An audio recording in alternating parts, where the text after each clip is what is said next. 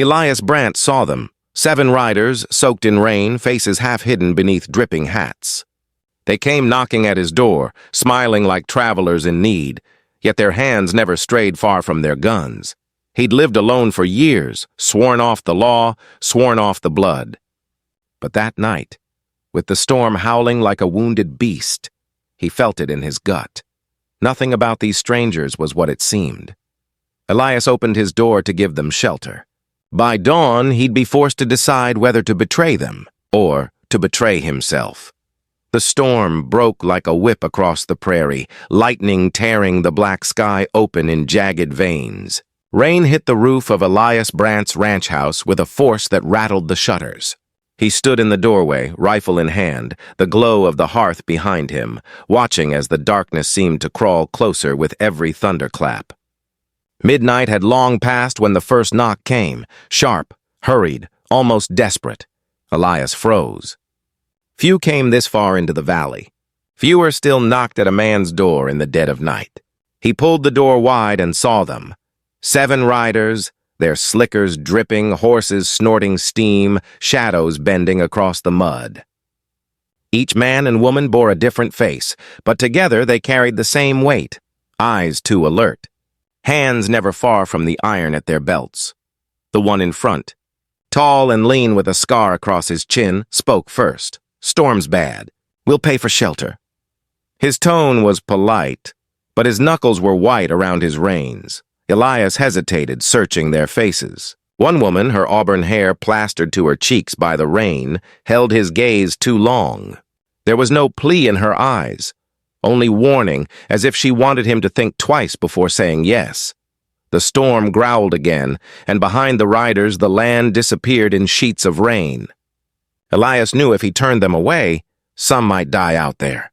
Yet as he stepped aside, letting them file in, he felt the old chill, the one he thought he'd buried years ago, crawl up his spine. Inside, the fire hissed as wet coats dripped on the floorboards. Elias set the rifle against the wall but kept it near. He noticed the little things. Mud too fresh on boots for riders who claimed to have come far. Saddlebags too heavy for travelers with no trade. A nervous glance passed when one horse stamped too close to the window. The auburn-haired woman sat closest to the fire, her fingers trembling as she reached for the warmth. He caught her watching him again, lips parted as if she might speak, then snapping shut when the scarred man's eyes swept the room. Elias told himself it was just a storm. Just 7 strangers needing shelter. But as thunder rolled over the ranch like cannon fire, he knew the night had shifted. Nothing would ever be the same after that knock. The storm raged without mercy, pounding the roof so hard it seemed the heavens themselves wanted entry. Elias moved quietly about his cabin, placing tin cups on the table, offering bread and jerky. He never took his eyes off the riders. They spoke little at first, voices low as though the rain might overhear. Elias caught fragments. North Trail, border towns, he won't suspect. Each word prickled him more than the last. The scarred man, who introduced himself simply as Calder, commanded the room without raising his voice. He was careful, measured, watching Elias as though deciding if the host was a tool or a threat. "Fine spread you have here," Calder said, running his hand along the mantel. "Lonely place, though. Can't be much company." Elias didn't answer right away. He poured coffee into cups, the steam rising between them. "Company's overrated," he muttered. The auburn-haired woman spoke next, her voice softer, carrying something fragile beneath it.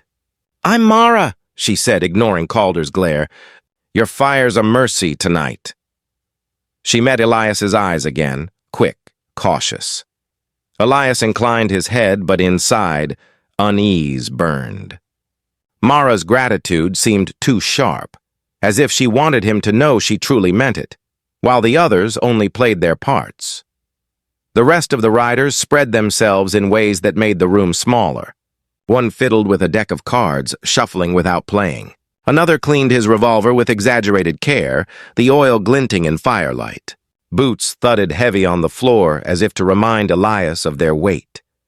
He remembered nights like this from another life, when outlaws gathered before a raid, or when pauses sat restless before dawn.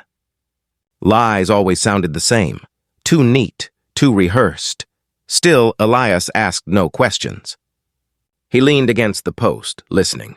The storm outside howled, but the silence between words inside was louder. Then, a slip. One of the younger men, barely more than a boy, spoke up. "Once we're clear of the law—" He stopped short, choking on Calder's sudden cough. Elias's hand twitched toward the rifle by the wall. He caught Mara's eyes again, saw fear there, yes, but also something else. A plea, perhaps, or a warning. The fire popped. For a heartbeat, everyone froze. Elias felt it then, the line he'd just crossed by letting them in. Whatever their stories were, they weren't drifters lost in the storm. They were running from something, or toward it. The storm pressed harder against the walls, as though the wind itself tried to pry secrets loose. Elias leaned one shoulder against the post, his jaw set. He'd been on both sides of the law long enough to recognize when men wore masks. Tonight, 7 of them sat in his home, dripping water on his floorboards. Calder broke the tension with a low laugh. "Boy talks too much," he said, clapping the youngest on the back, hard enough to make him flinch. "Don't mind him. Law's got better things to chase than us." But Elias noticed the tightening of shoulders, the glance toward saddlebags, as if inside them lay truth too heavy to be spoken. He decided not to press. A cornered wolf always bit hardest. Instead, he asked plain, "Where you headed come morning?" Silence. Only the hiss of the fire and the lash of rain. Then Mara answered softly, her words fragile but steady. "South. Past the canyons?"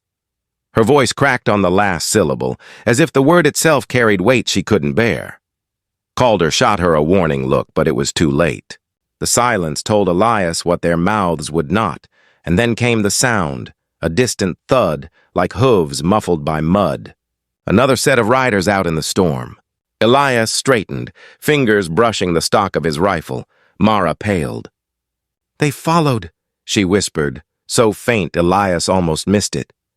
Calder swore under his breath, shoving away from the mantel. Windows covered. "No one speaks!" Boots thundered as the riders outside drew near. A lantern glow flickered against the window, shadows moving.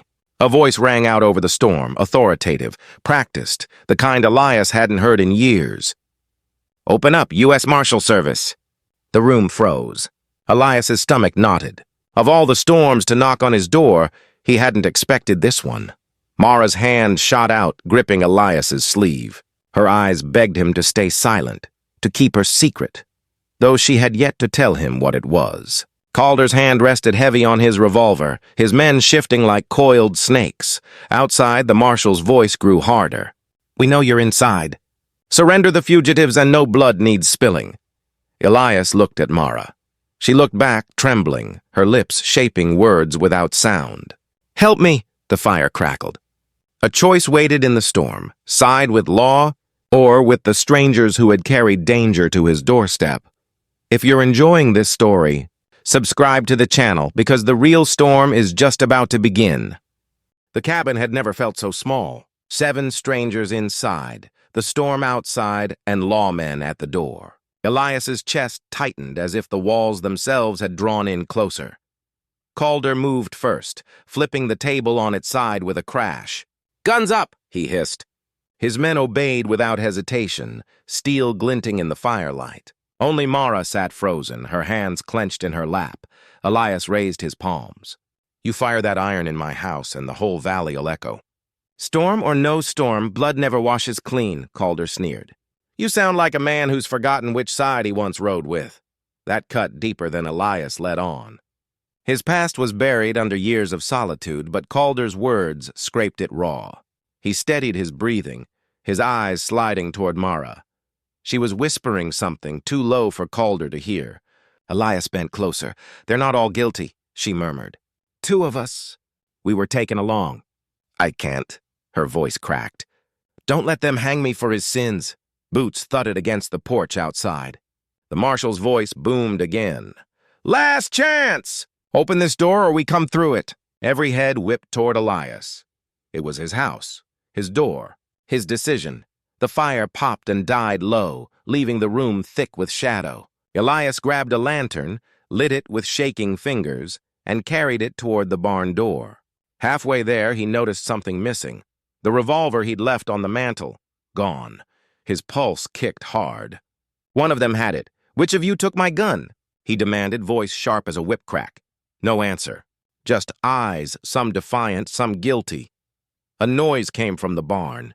Elias froze, lantern lifted. Through the cracks in the wood, he saw movement. Someone had slipped outside already. If it was Calder, he'd flank the marshals. If it was Mara, she might be running to surrender or to save him. The marshal outside shouted, "We're breaching!" Hooves stamped. Metal struck wood. Elias felt the night about to tear wide open.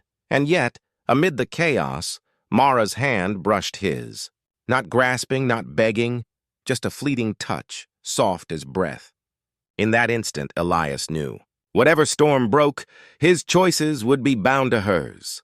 The doorframe shuddered under a battering ram. Elias gripped his rifle, his heart caught between law and mercy. Somewhere, thunder cracked, and the real battle began. The door burst inward, splinters flying like shrapnel. Rain and lantern light poured into the cabin as the marshals surged through, guns drawn, voices cutting through the storm. "Hands where we can see 'em!" The outlaws answered with steel. Calder fired first, his revolver booming so loud it swallowed the thunder. Bullets screamed across the room, shattering crockery, chewing into beams. Elias dove for cover behind the overturned table, heart pounding as wood splintered inches from his head. He'd sworn never again. Never another gunfight. Never another life lost on his account. But now the war he had hidden from had found him. Mara crouched near him, eyes wide, hands trembling. She wasn't firing. She wasn't reaching for a weapon. She was staring at him as if his choice alone would decide whether she lived or died. "Please," she whispered, barely audible under the roar. "Don't let Calder take me back." Elias's rifle lay within reach.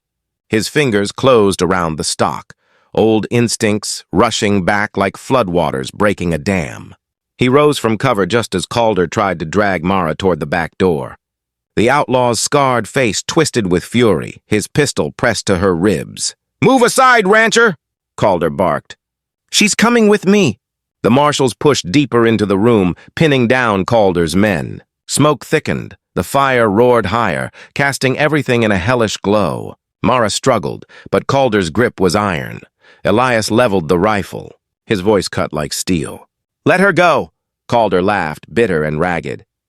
You're nothing but a hermit hiding from his past. You think one shot makes you a lawman again?" Elias's finger tightened on the trigger. In Mara's eyes, he saw something more than fear. He saw trust. Quiet, desperate trust. The shot rang out. Calder staggered, his revolver dropping as crimson spread across his shirt. Mara wrenched free, stumbling into Elias's arms as the outlaw collapsed to the floor. The room fell into silence but for the hiss of rain and the crackle of fire. Calder's men, seeing their leader fallen, dropped their guns one by one. The marshals stormed forward, binding wrists, shouting orders. Elias lowered his rifle slowly, chest heaving. The marshal in charge, a grizzled man with a weathered badge, studied him with narrowed eyes. "Didn't expect to find you here, Brandt."